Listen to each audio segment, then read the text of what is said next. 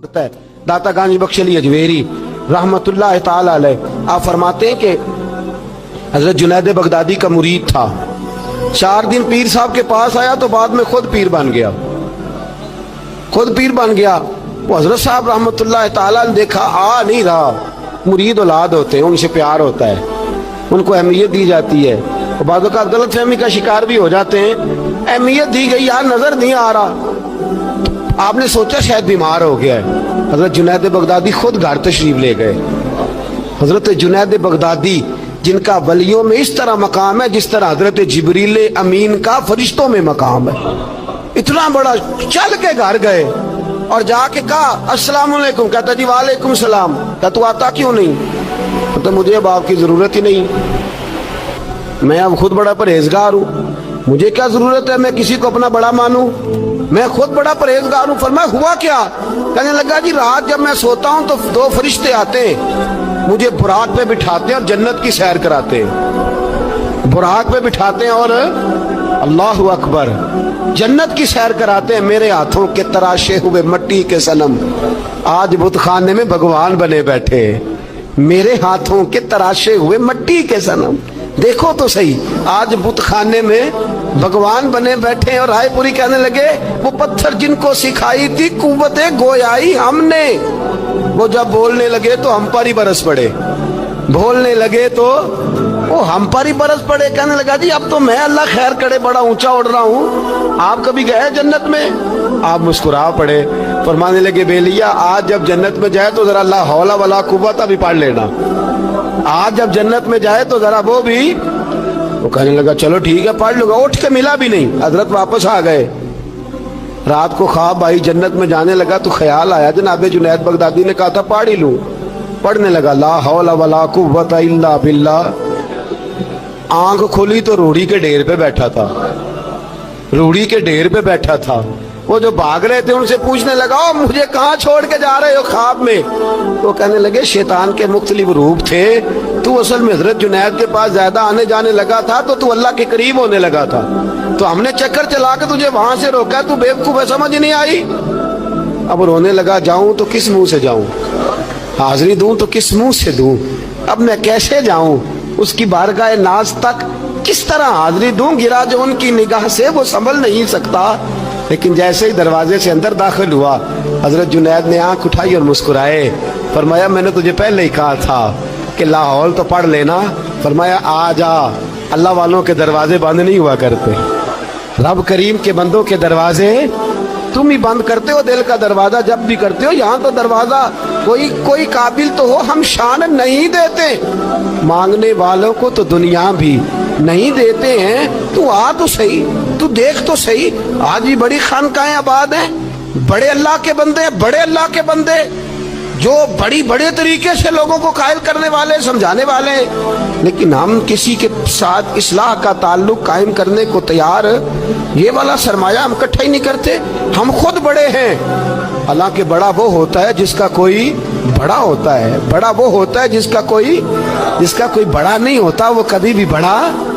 تو یہ صحبتیں، کسی نے محمود غزنوی سے کہا تھا تو بڑے عدل کرتا ہے، تو کہنے لگے اس لیے کہ میں نے حضرت ابو الحسن خرقانی کی ڈیوٹی کی ہے، میں نے ایک اللہ کے بندے کی، اس نے میرا دل صاف کر دیا۔ کہنے لگے حضرت ابو الحسن خرقانی کو میں نے پیغام دیا، میں نے کہا بابا جی ملنا ہے، تو بابا جی کہنے لگے تینوں کام میں کہ مینوں، آج کل دا مولوی میری طرح دا ہوندا تے وہ آندا چلو فوٹو تے آئے گی نا MP صاحب میں جانا چاہیے، چھیتی کرو، باقی کم چھڈو سارے، پہلا اتھے حاضری دئیے کہ قضا نہ ہو جائے، اللہ خیر فرمائے۔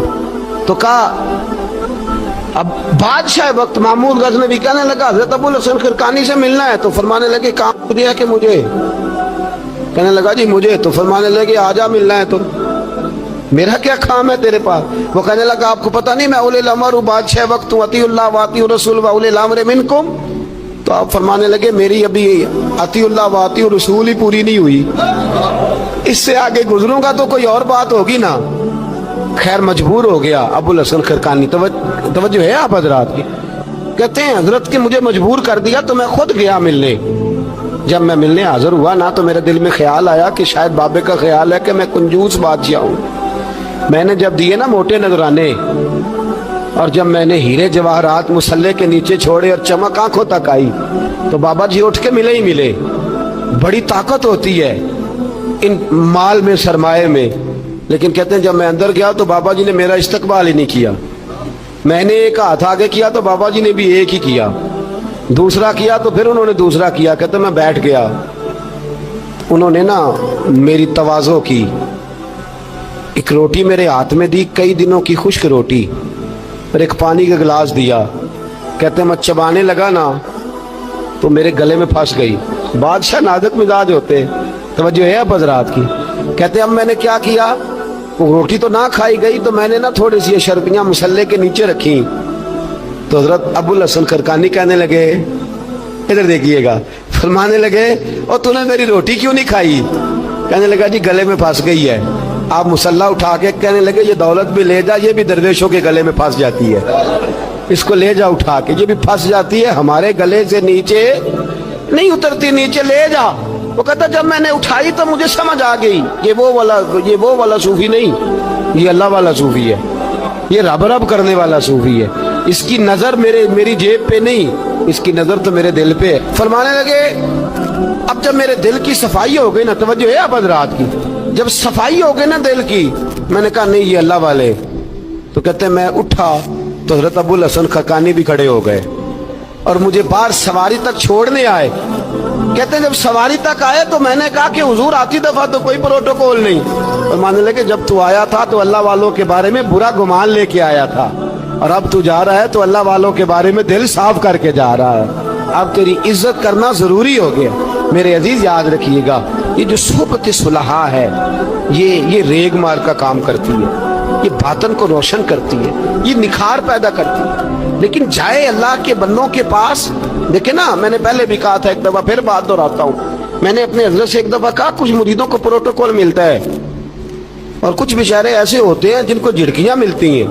تو آپ فرمانے لگے پروٹوکول ان کو ملتا ہے جن کا ڈر ہو کہ کہیں بھاگ نہ جائیں، ان کو پروٹوکول، اور جن کا پتہ ہونا جتنے مرضی جوتے مارو میرا ہی ہے، اس نے کہیں جانا، ان کو ضرورت نہیں ہوتی پروٹوکول کی.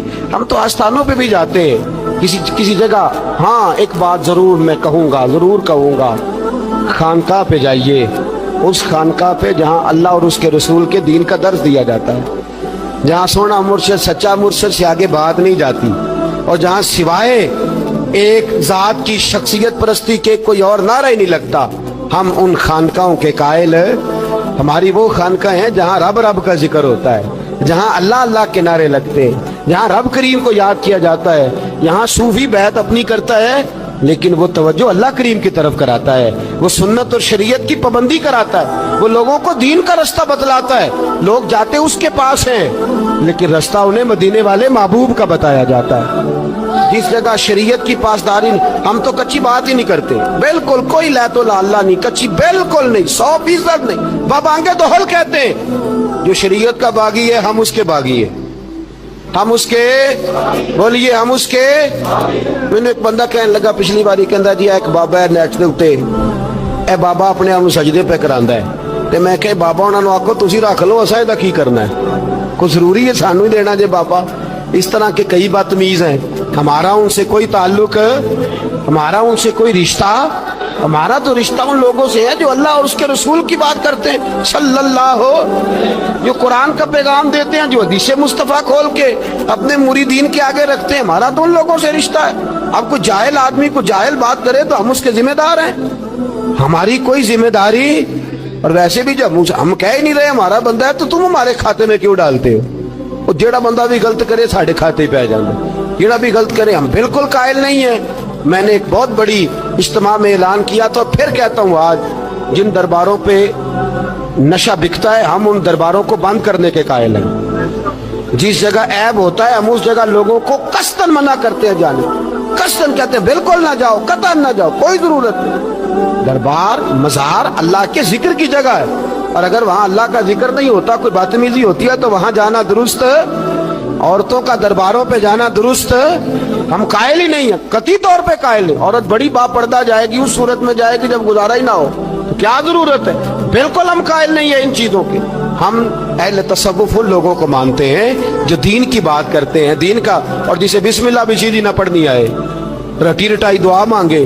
हम थोड़े खुश्क लोग हैं, हम नहीं करते पैरवी, हम नहीं दस्तबोसी करते, हम तो अकड़ के खड़े हो जाते, अकड़ के।